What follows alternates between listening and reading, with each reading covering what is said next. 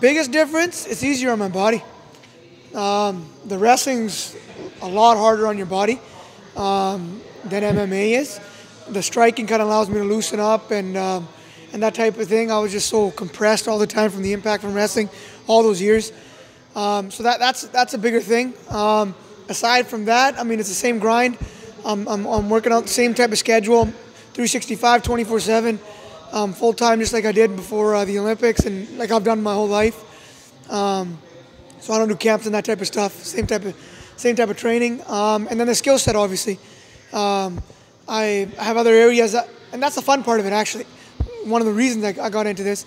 I kind of got stale doing the same training I've been doing since I was a kid. And I kind of wish that I did a little bit of this as cross-training, just for fun. It's still good, you know. But just, you know, different skill sets I have to work on. So kind of that part is fun and different.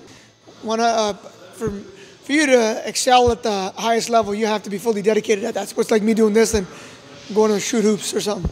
You know what I mean? Playing with a basketball team, that's not going to happen. Might do it for fun here and there, like I was saying.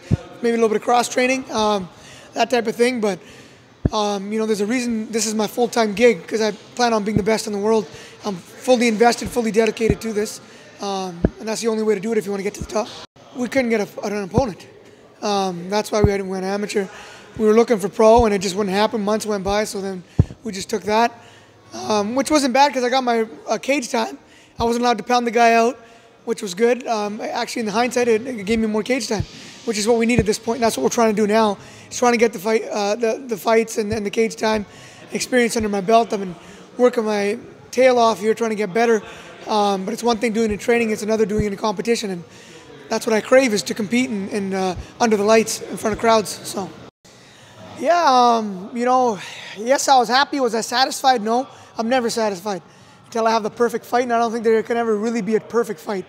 There's always a better angle you could take, a better shot you can, you know, create, et cetera, et cetera.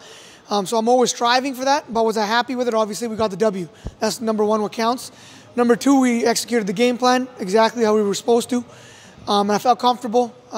It kind of went according to plan, to be quite honest. I will give him credit. He was tough. He hung in there for 3. You know, so I'll give him the credit. He took the fight. He was tough. We were confident going into it. Everyone you know, part of Team Bhullar, my team, Ryan's MMA, Checkmat, all of us, we were confident. So it went according to plan. I was excited, but there's always things to work on. Couldn't get a fight. Again? Yeah, couldn't get a fight.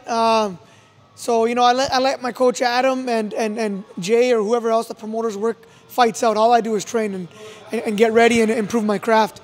I can't get involved with too much, but we couldn't get a scrap. So basically that's why I'm doing this. I'm doing June Hard Knocks. You know, hopefully everything goes well and I'm healthy. And end of July, BFL, so I still get two within a month there. Well, I know he's a jiu-jitsu guy. He's been to ADCCs a couple of times. He's out of Toronto. It's his pro debut. He's 3-0 amateur.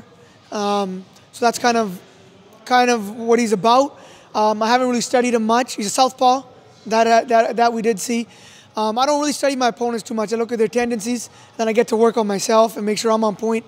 You know, to be quite honest, I want to let my striking go. Game plan, yeah, I always have the wrestling, but if I just keep relying on that at this level, I get to the highest level, my striking won't be developed. So I want to let my striking go. I've been working on it a lot with the John C. boys and that type of stuff, and I've been traveling a lot, getting that in, and I want to showcase that. With Adam, I wasn't given that opportunity.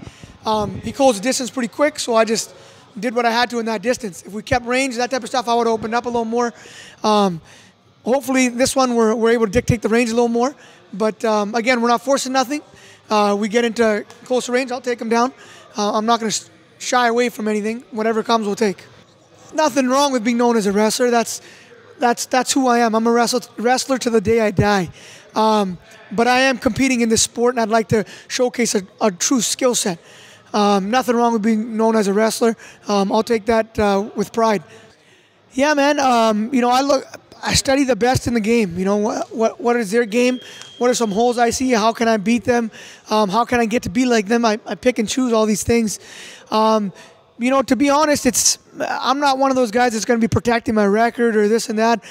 I'm not doing it for the money. I'm not doing it for to keep an undefeated record. I'm doing it to be the best in the world. And at the end of the day, you can pad your record and try to get into bigger shows and this and that. We're getting our record up and getting the experience. Once we're set and we have that under our belt, I'm open for anybody. At the end of the day, it's not what you've accomplished, it's who you've conquered that counts, right? And I want to have a table full of heads by the end of my career. As I did in wrestling, I had a resume. These are the guys I beat. The championships were great, and that's for casual friends. But for the guys that know what's up, you want to have a resume of these are the guys I knocked off in my life. And I want to add to that list. And that's what we're going to be shooting for once we kind of get comfortable. Remainder 2015, basically do June, do July. Maybe you get one, maybe two more before the end of the year there. And set myself up to take a next step after that. We want to bring in big name guys after that in 2016. I've talked to the promoters and set myself up for the big show. That's the goal for 2016. You know what, KidsPlay, I'm a co-founder of. It's a great organization. Myself and a guy named Cal Desange, who's with a VPD, we kind of got together one day, and he's very active in the community, as am I. I'm involved with various other organizations and that sort of thing. And he's a law enforcement guy, and he's trying to help you stay away from the negative aspects of the law and the community and that type of stuff. And I'm involved with sports, so we thought, why not join them both?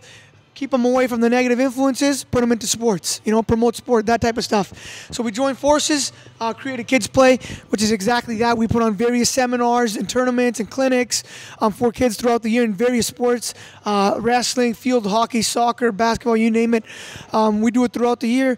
And basically, it's to promote kids to stay away from the negative aspects in our culture and that's out there and get into sport. Because you know what, sport's given me a tremendous amount in my life, allowed me to experience what I have. These guys that do that kind of stuff, you think you're tough, you think you're a real man, you step into a cage, you step on a wrestling mat, you earn your keep. That's what I think what a true person is about.